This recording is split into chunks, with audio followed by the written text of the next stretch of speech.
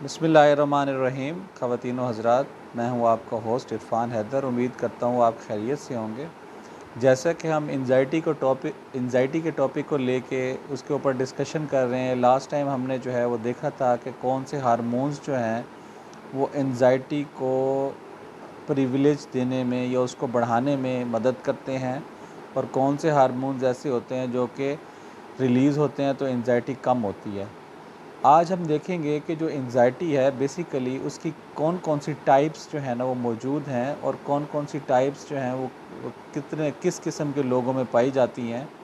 तो सबसे पहले तो ये बताना चाहूँगा कि जो एंजाइटी की रेशो है वो 70-30 की है। 70% जो है वो ख़वातीन में एंजाइटी पाई जाती है और 30% जो है ना वो मेल में पाई जाती है।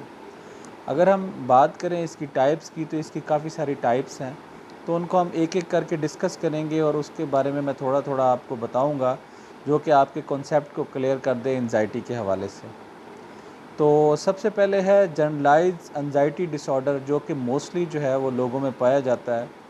जनरलाइज एंजाइटी डिसऑर्डर जो है वो हमारे जो मुआशरा है उसके अंदर पाया जाने वाला एक खौफ है, जो कि हर बंदे के अंदर कुछ लेवल में अवेलेबल होता है, बट कुछ लोग इसको सीरियस लेते हैं, कुछ नहीं लेते।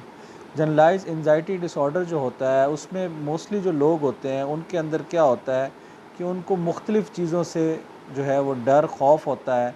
जैसा कि ऑफ़िस जाने से किसी को खौफ होता है कि मैं ऑफ़िस जाऊंगा तो पता नहीं कैसा माहौल मिलेगा। इंटरव्यू देने के लिए कोई बंदा जाता है तो उसको एक खौफ होता है। मुआशरे में गुर्बत फैलती है, उसकी वजह से बंदों को खौफ होता है कि ये गुर्बत फैल रही है, इससे ये ना हो कि भूख पड़ जाए और लोग जो है ना वो आहिस्ता आहिस्ता जो है वो घर बैठ जाएं या प्रॉब्लम्स आएँ। तो इस तरह की चीज़ें जो है ना वो जनरलाइज एंजाइटी डिसऑर्डर कहलाता है, जो कि किसी भी शख्स में मौजूद हो सकता है। अगर ये प्रोलॉन्ग कर जाए तो इसकी ट्रीटमेंट करनी पड़ती है। अदरवाइज़ काफ़ी सारे लोग जो होते हैं वो इस जनरलाइज एंजाइटी डिसऑर्डर को जो है वो ख़ुद ही कंट्रोल कर लेते हैं अपनी लाइफ के अंदर कुछ चेंजिंग्स ला के।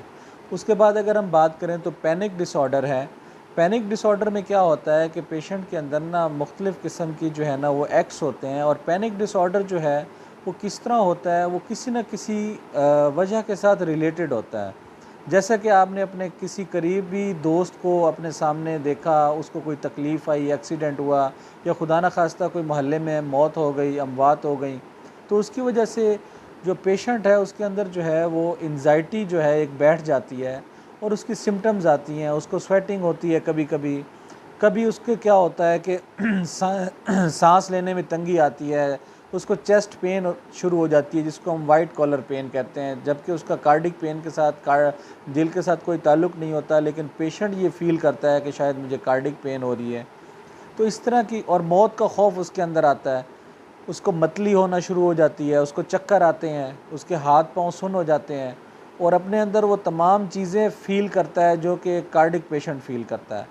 तो ये बेसिकली जो है इसको हम कहते हैं पैनिक डिसऑर्डर है, कि पेशेंट को जो है ना वो एक पैनिक डिसऑर्डर होता है, और उसकी वजह से पेशेंट के अंदर ये सारी प्रॉब्लम्स आती हैं। कलर फेंट हो जाता है, कभी कभी उसके हाथ पाँव सुन्न होने के साथ साथ ठंडे हो जाते हैं, हाथ पाँव में पसीना आ जाता है। तो ये बेसिकली प्रॉब्लम आ रही होती है आपके ऐसे पेशेंट में जो कि मौजूद होते हैं पैनिक डिसऑर्डर के साथ। उसके साथ साथ अगर हम बात करें तो कुछ फ़ोबियाज़ होते हैं। कुछ पेशेंट को ना फ़ोबियाज़ होते हैं, जो स्पेसिफ़िक फ़ोबियाज़ होते हैं, जिसके अंदर जो है ना वो पेशेंट इन्वॉल्व होता है। जैसे कुछ लोग ऐसे होते हैं कि जिनको जो है वो रश का डर होता है कि मैं रश में जाऊंगा तो मैं फंस ना जाऊं। कोई लोग ऐसे होते हैं कि जो कहते हैं कि हम पब्लिक ट्रांसपोर्ट में जाएंगे, ख़वातीन में मोस्टली होता है, तो उसका एक डर उनके माइंड में होता है। ठीक है। उसके साथ साथ कुछ जो होते हैं वो क्लोज स्पेस, जैसे लिफ्ट में चढ़े हैं तो लिफ्ट में उनको फीलिंग आती है कि कहीं लिफ्ट बंद ना हो जाए और मैं ये इसमें फंस ना जाऊं, तो उसको एक फ़ोबिया होता है। इसके साथ साथ जो है ना कुछ लोग ऐसे होते हैं सॉरी, जो ओपन स्पेस में जो है ना वो जाना पसंद नहीं करते, कि हम जो है ना वो अनसिक्योर सेव करते हैं, फील करते हैं। तो ये एक फ़ोबिया होता है उनके अंदर।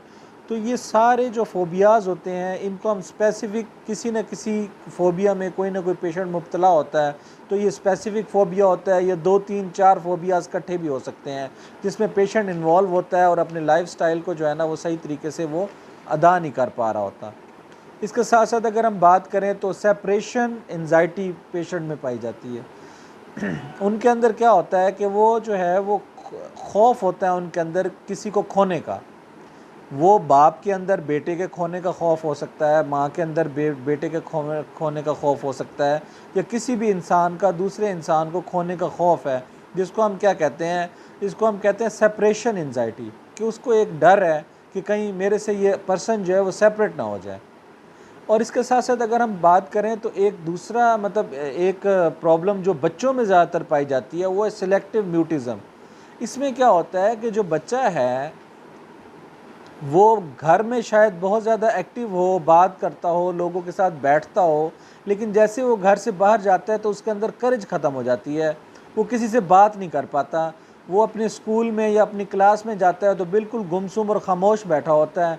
उसके अंदर एक डर और खौफ होता है, या वो कहीं पे जाता है, कहीं पब्लिक प्लेस पे जाता है तो वो किसी से अच्छे से बात नहीं कर पाता, या उसको अगर डाइस पे खड़ा कर दिया जाए तो वो तकरीर नहीं कर पाता। तो ये बेसिकली बच्चों के अंदर ज़्यादा मौजूद होता है और ये आगे प्रिविलेज कर जाता है। वो जब बड़े होते हैं तो तब भी उनके अंदर जो है ना ये खौफ मौजूद रहता है। ये सिलेक्टिव म्यूटिज़म है। तो ये बेसिकली मैंने जो आज आपको बताई हैं ये तमाम एंजाइटी की जो है ना वो टाइप्स हैं, और मुख्तलिफ़ लोगों में मुख्तलिफ़ जगहों के ऊपर ये मौजूद होता है। जैसा कि काफ़ी सारी बीमारियों को कहा जाता है कि ये रूट्स हैं या बेसिक लेवल हैं किसी भी बीमारी को बढ़ाने के लिए, तो एंजाइटी जो है वो बेसिकली एक रूट है किसी भी मेंटल हेल्थ को डिस्टर्ब करने के लिए। अगर आप एंजाइटी को ट्रीट नहीं करते तो उससे होता यह है कि वो काफ़ी सारी और मेंटल प्रॉब्लम्स में पेशेंट चला जाता है।